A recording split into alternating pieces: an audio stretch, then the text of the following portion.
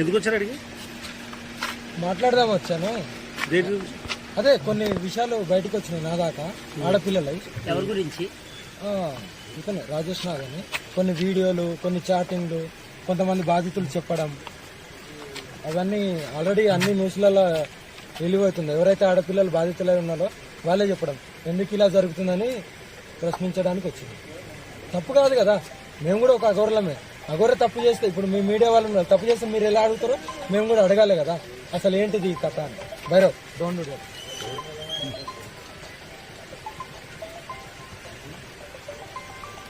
Petrol తీసుకొచ్చారు ఎందుకు? అది ఎప్పుడు నాతోనే ఉంటుంది, ఇప్పుడే కాదు, అది ఎప్పుడుందో అది అలాగే ఉంటుంది. పెట్రోల్ అదే పెట్రోల్ ఎప్పుడు నాతోనే ఉంటుంది.